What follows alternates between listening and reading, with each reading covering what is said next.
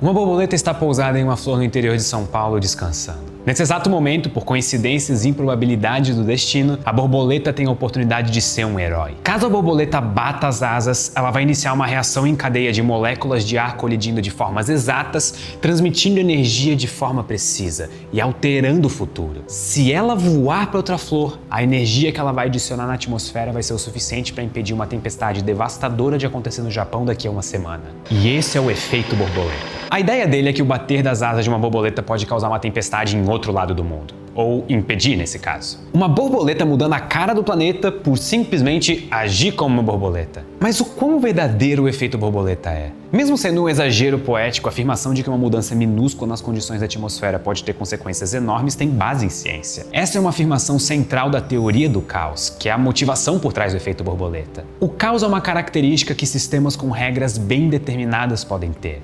E isso é o primeiro ensinamento muito importante que eu espero que vocês levem desse vídeo. Pode até parecer, mas o caos nunca é aleatório. Muito pelo contrário, o caos é resultado de sistemas que seguem regras bem precisas. Um exemplo clássico disso é o comportamento da atmosfera.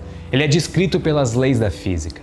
Mas os detalhes são tão complicados que a atmosfera está na condição de caos. O trânsito de uma cidade grande também é um sistema caótico, embora todo carro siga regras bem determinadas. E estruturas biológicas também parecem ter componentes de caos na sua formação. Então, o que exatamente é o caos e o que faz algo ser caótico ou não? Antes de responder isso, eu só vou fazer um agradecimento rápido à Lura, que fez esse vídeo em conjunto comigo. A Lura é a maior escola online de tecnologia do Brasil e nela você pode aprender desde programação até edição de vídeos como esse do Ciência Todo Dia. São mais de 1.408 cursos para você aprender coisas novas e quem sabe até conseguir um upgrade na sua carreira ou uma posição melhor no mercado de trabalho. E todos esses cursos estão disponíveis com apenas uma assinatura. E a coisa só fica melhor, porque eles foram legais e fizeram um desconto especial para quem usar o QR Code aparecendo na tela ou o link da descrição, alura.tv/ciência todo dia. E se eu pudesse sugerir um curso para começar, eu iria no de ChatGPT e IA generativas. Vocês vão achar incrível. E voltando ao vídeo, o que exatamente é o caos e o que faz algo ser caótico ou não? Um sistema caótico é um sistema no qual uma pequena variação nas condições iniciais pode gerar grandes diferenças no futuro,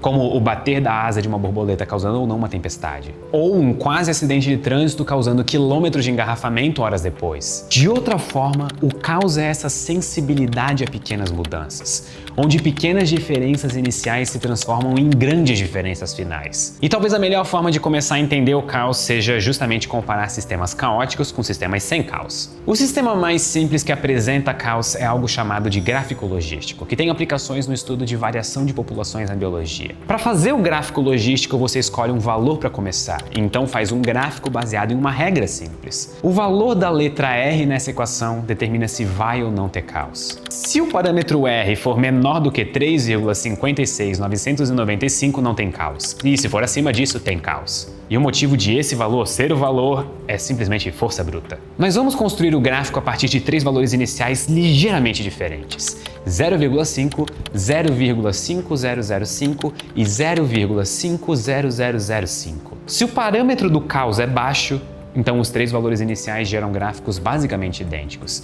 Eles começam perto de 0,5 e logo ficam constantes. Nem dá pra ver que tem três gráficos nessa imagem de tão próximos que eles são. Esse valor constante é o que a teoria do caos chama de atratores. E o número de atratores, que são os valores que ficam estáveis, aumentam conforme nós aumentamos o parâmetro do caos. Esse gráfico aqui representa quantos pontos de estabilidade o sistema tem. Você consegue adivinhar onde o caos começa? É bem fácil de ver. A partir de um certo ponto, tem tantos pontos de estabilidade que o conceito tradicional de estabilidade deixa de ser útil. Então vamos ver o efeito do caos no gráfico logístico. Usando um valor alto para o parâmetro do caos, o que acontece é uma loucura completa. Depois de 20 etapas da equação logística, os três gráficos se separam completamente, cada um seguindo sua trajetória própria. E eu quero deixar claro, os dois gráficos são exatamente a mesma fórmula, com a única diferença sendo uma diferença de 0,1% e 0,01% no valor inicial. Apenas 20 repetições dessa fórmula simples amplificaram essa diferença inicial em literalmente milhares de vezes. Esse é o efeito borboleta. Pequenas diferenças iniciais, grandes diferenças finais. Os gráficos começaram quase juntos e se separaram caoticamente. E essa é uma característica curiosa do caos. Ele não precisa de sistemas complexos como a atmosfera para aparecer. Caos muitas vezes é encontrado em sistemas que parecem simples. E se você entendeu até aqui, você entendeu o que é o caos. Mas se você quiser realmente sentir o que é o caos e se tornar mais íntimo dele, nós precisamos ir mais fundo. Mesmo que o caos pareça aleatório, ele tem no seu coração organização, complexidade e padrões que eu até poderia chamar de bonitos ou talvez assustadores. Depende da minha vibe no dia. O próximo exemplo visual de caos é o mapa padrão de Chirikov. O mapa de Chirikov pode representar como a velocidade e a posição de uma partícula muda quando ela ganha uma injeção de energia abruptamente. Seja algo como um cometa passando perto de um planeta ou um elétron passando por um ímã. E a posição, em geral, é descrita através de um ângulo de uma órbita. Mas eu sei que nem todos vocês gostam de números, então nós vamos falar com cores. Nós vamos pintar os possíveis valores das velocidades e do ângulo de forma listrada. Cada listra representa uma faixa de velocidades e ângulos possíveis. E nós vamos atualizar o mapa pintando cada ponto com a cor que corresponde a um novo ângulo e velocidade após algumas injeções de energia. Ou seja, se depois de 3 injeções de energia o ponto vai para uma parte laranja do gráfico, nós vamos pintar ele de laranja. Antes de mostrar o que acontece no caos, eu vou mostrar uma versão simplificada sem caos. Num caso sem caos, onde a energia não é adicionada em cada etapa, as cores vão mudar de forma contínua. As listras parecem ser torcidas de um lado e do outro, mas elas sempre se mantêm conectadas. E inclusive os padrões se repetem. Ou seja, esse sistema não caótico é periódico. Ter essa ideia visual de como os gráficos de velocidades e ângulos se comportam sem caos vai deixar bem claro por que nós chamamos o caos de caos. Nós vamos começar com o gráfico de listras e vamos atualizando passo a passo de acordo com o mapa padrão de Chirikov. Cada passo é uma injeção de energia. E nas primeiras 5 ou 6 injeções, nada muito estranho acontece. Só que o mapa fica bem mais torcido do que no caso sem caos, mas não parece tão diferente assim. Mas a partir do passo 8 ou 10, as cores começam a se misturar muito. E um padrão estático que parece aleatório começa a se formar. Nos passos seguintes, as listras de cores são pulverizadas e misturadas nesse padrão estático.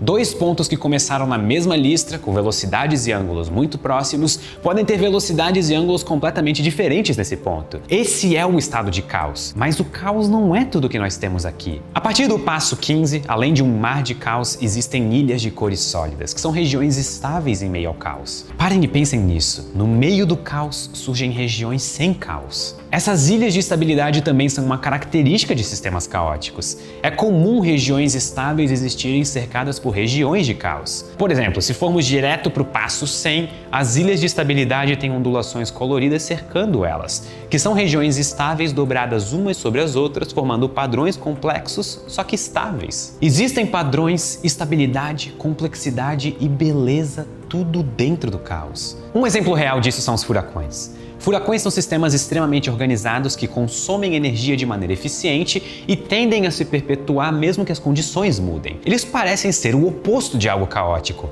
mas eles surgem em meio ao caos da atmosfera. Furacões são um exemplo de como a aparente aleatoriedade do caos pode dar origem a sistemas que são estáveis e complexos, e do tipo que não aparecem em sistemas sem caos. A própria vida na Terra não é tão diferente disso. Para nós nos mantermos vivos, nós consumimos energia e aumentamos a desordem e o caos ao nosso redor. Seres vivos são ilhas de organização químicas que não só vivem rodeadas por caos, mas também causam ele. Para seres vivos, o caos não é o oposto de complexidade, e sim o preço a se pagar por ela. Outro exemplo de padrão organizado e complexo que tende a surgir através do caos são padrões fractais. Fractais são figuras geométricas extremamente bonitas que se repetem infinitamente, como o tapete de Sierpinski ou o conjunto de Mandelbrot. Você pode dar zoom infinitamente nessas figuras e sempre vai encontrar algum padrão bonito e interessante. A geometria dos sistemas caóticos também assume características fractais, em que os padrões vistos em uma escala se repetem quando nós damos zoom.